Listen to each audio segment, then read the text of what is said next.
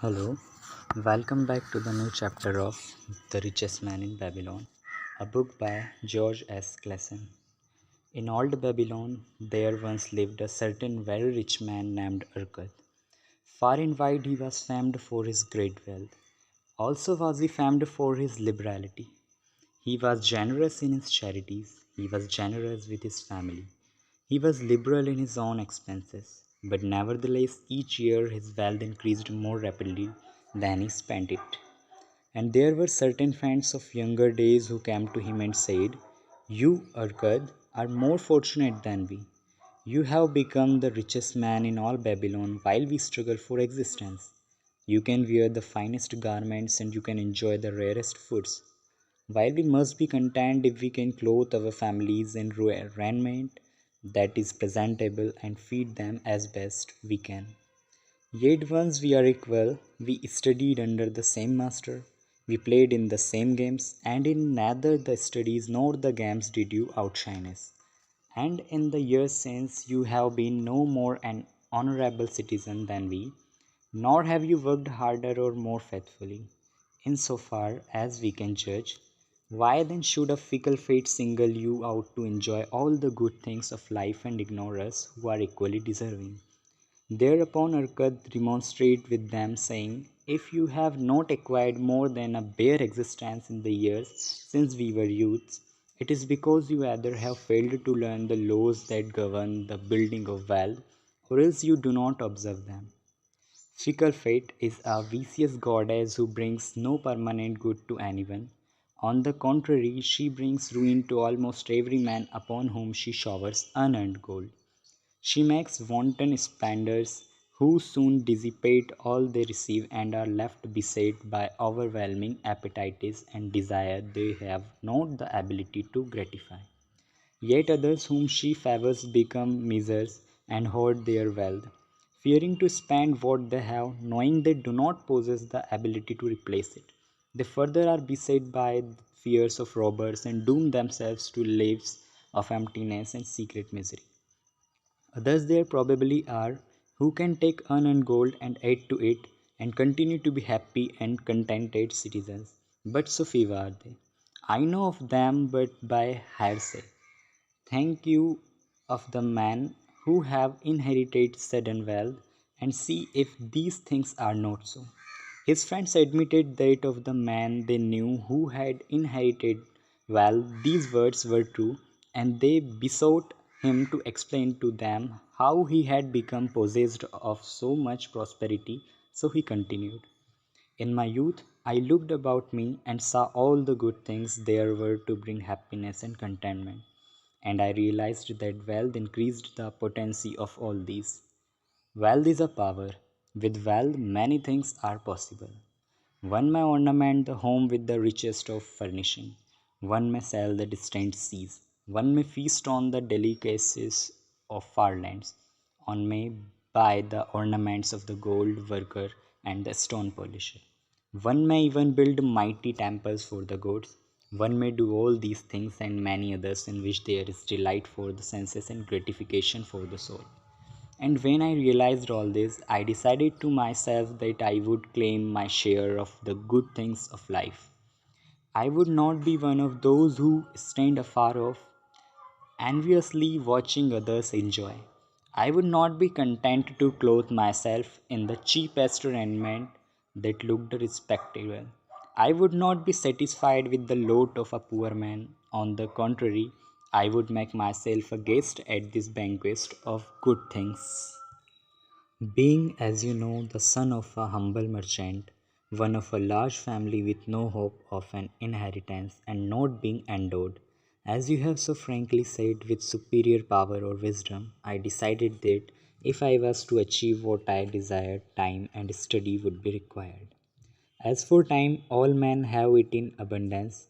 You, each of you, have let slip by sufficient time to have made yourselves wealthy. Yet you admit you have nothing to show except your good families, of which you can be just proud. As for study, did not our wise teacher teach us that learning was of two kinds? The one kind being the things we learned, and knew, and the other being the training that taught us how to find out what we did not know. Therefore, did I decide to find out how one might accumulate wealth, and when I had found out, to make this my task and do it well. For is it not wise that we should enjoy while we dwell in the brightness of the sunshine?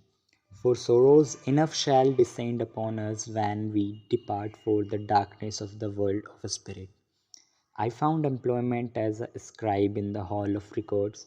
As long hours each day I labored upon the clay tablets, week after week, and month after month. I labored yet for my earning. I had naught to show, food and clothing and penance to the gods, and other things of which I could remember not what, absorbed all my earnings. But my determination did not leave me. And one day Algamish, the moneylender, came to the house of the city master and ordered a copy of the ninth law, and he said to me, I must have this in 2 days, and if the task is done by that time, 2 coppers will I give to thee. So I labored hard, but the law was long, and when Algamish returned, the task was unfinished. He was angry, and had I been his slave, he would have beaten me.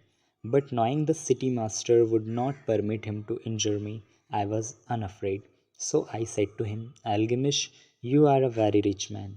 Tell me how I may also become rich, and all night I will carve upon the clay, and when the sun rises it shall be completed. He smiled at me and replied, you are a forward knave, but we will call it a bargain. All that night I carved, though my back pained and the smell of the wick made my head ache until my eyes could hardly see. But when he returned at sun up, the tablets were complete. Now I say, tell me what you promised. You have fulfilled your part of our bargain, my son, he said to me kindly, and I am ready to fulfill mine. I will tell you these things you wish to know because I am becoming an old man. An old tongue loves to wag. And when youth comes to age for advice, he receives the wisdom of years. But too often does youth think that age knows only the wisdom of days that are gone, and therefore profits not.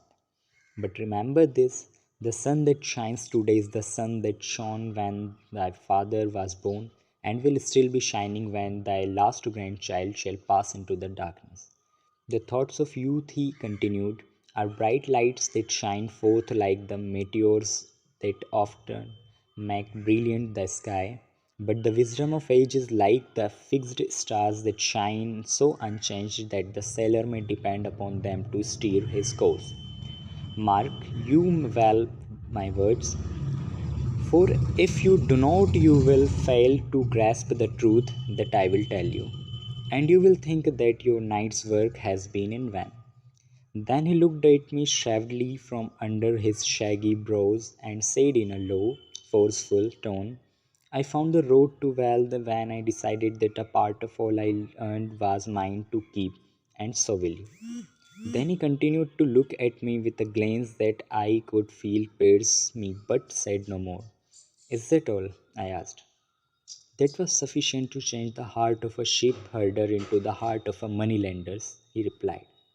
But all I earn is mine to keep, is it not? I demanded. Far from it, he replied. Do you not pay the garment maker? Do you not pay the sandal maker? Do you not pay for the things you eat? Can you live in Babylon without spending? What have you to show for your earnings of the past month? What for the past years? Fool, you pay to everyone but yourself. Dullard, you labor for others.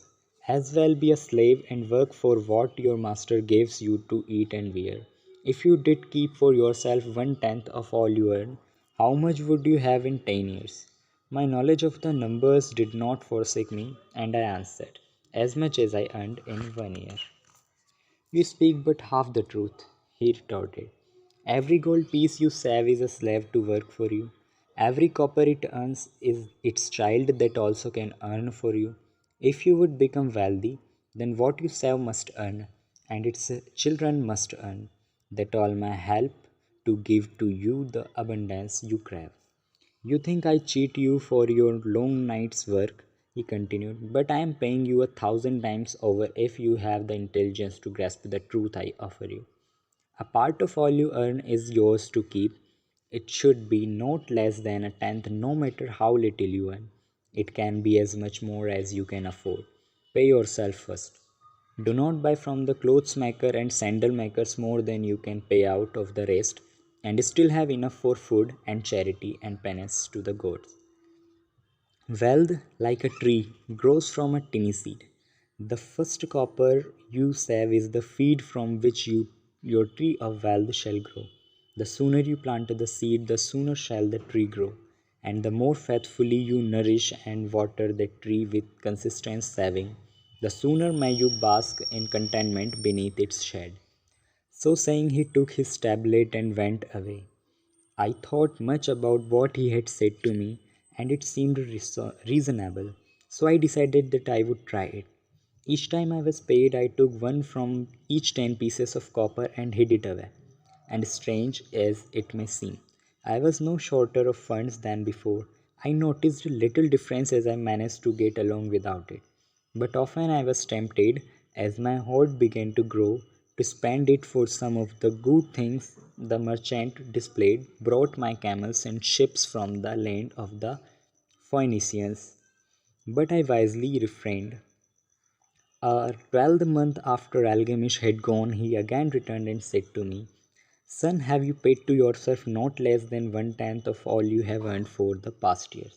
I answered proudly, "Yes, master, I have." "That is good," he answered, beaming upon me. "And what have you done with it?" "I have given it to Azmur, the brickmaster, who told me he was travelling over the far seas and entire he would buy for me the rare jewels of the Phoenicians.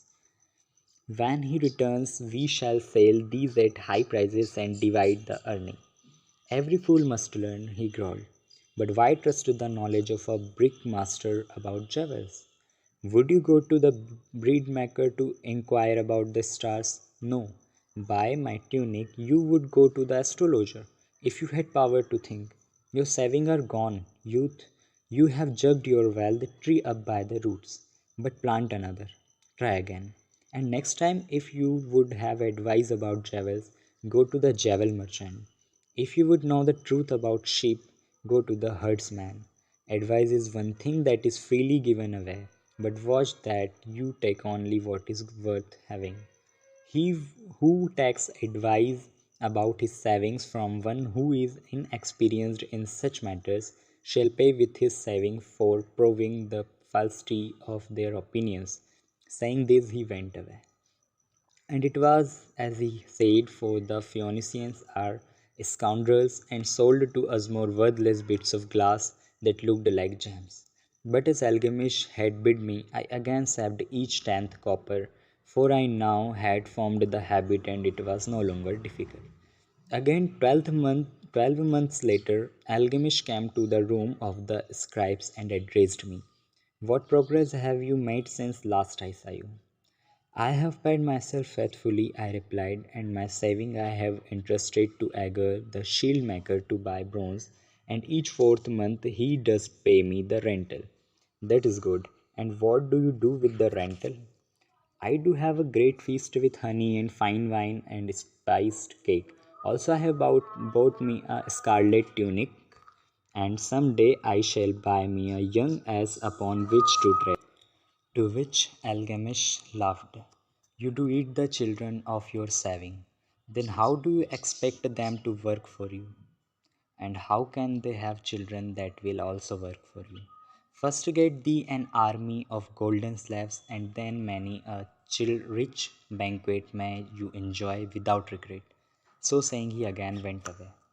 Nor did I again see him for 2 years, when he once more returned, and his face was full of deep lines and his eyes dropped. For he was becoming a very old man, and he said to me, "Arkad, hast thou yet achieved the wealth you dreamed of?" And I answered, "Not yet all that I desire, but some I have, and it earns more, and its earning earns more." "And do you still take the advice of brickmakers?" "About brickmaking they give good advice," I retorted. "Arkad," he continued, "you have learned your lessons well.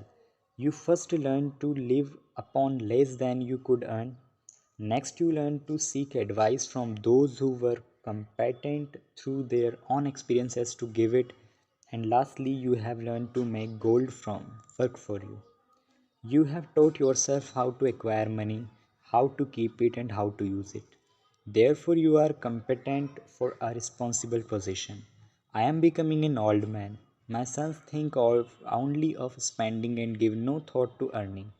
My interests are great and I fear too much for me to look after. If you will go to Nupur and look after my lands there, I shall make you my partner and you shall share in my estate. So I went to Nippur and took charge of his holdings, which were large. And because I was full of ambitions and because I had mastered the three laws of successfully handling wealth, I was enabled to increase greatly the value of his properties. So I prospered much, and when the spirit of Alchemist departed for the sphere of darkness, I did share in his estate as he had arranged under the law. So spake Urkad, and when he had finished his tale, one of his friends said, "You were indeed fortunate that Alchemist made of you an heir. Fortunate only in that I had to desire to prosper before I first met him. For 4 years I did not prove my defeatiness of purpose by keeping 1/10 of all earned. Would you call a fisherman lucky who 4 years so studied the habits of the fish that with each changing wind he could cast his nets about them? Opportunity is a haughty goddess who wastes no time with those who are unprepared. You had strong willpower to keep on after you lost your first year's saving. You are unusual in that way, spoke up another. Willpower, retorted Arkad. What nonsense! Do you think willpower gives a man the strength to lift a burden that camel cannot carry, or a draw a loan the oxen cannot budge? Willpower is but the unflinching purpose to carry a task you set for yourself to fulfillment. If I set for myself a task, be it ever so trifling, I shall see it through. How else shall I have confidence in myself to do unimportant things? Should I say to myself, for 100 days as I walk across the bridge into the city, I will pick from the road a pebble and cast it into the stream? I would do it.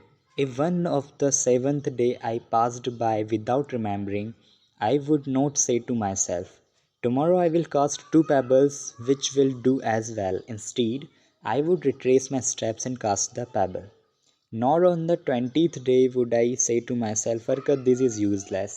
What does it avail you to cast a pebble every day? Throw in a handful and be done with it." No, I would not say that nor do it. When I set a task for myself, I complete it. Therefore, I am careful not to start difficult and impractical tasks because I love leisure. Then another friend spoke up and said, "If what you tell is true, and it does seem as you have said response reasonable, then being so simple, if all men did it, there would not be enough wealth to go around. Wealth grows wherever men exert energy." Arkad replied, "If a rich man builds him a new palace, is the gold he pays out gone?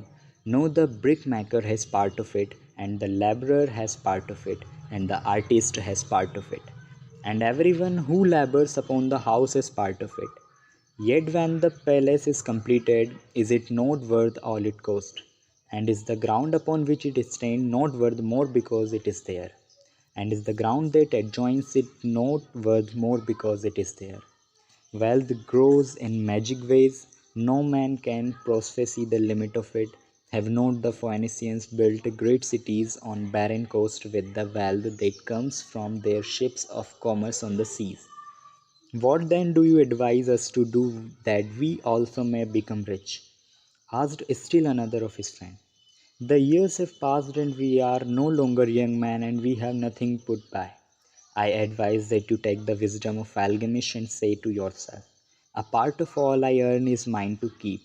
Say it in the morning when you first arise, say it at noon, say it at night, say it each hour of every day.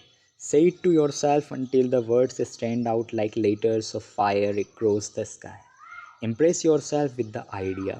Fill yourself with the thought. Then take whatever portion seems wise. Let it be not less than one tenth and lay it by. Arrange your other expenditure to do this is necessary. But lay by that portion first. Soon you will realize what a rich feeling it is to own a treasure upon which you alone have claim. As it grows, it will stimulate you. A new joy of life will thrill you. Greater efforts will come to you to earn more.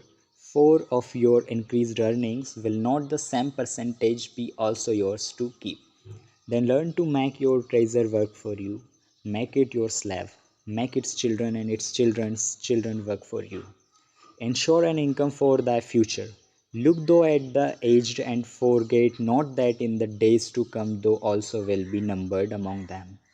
Therefore invest the treasure with greatest caution that it be not lost.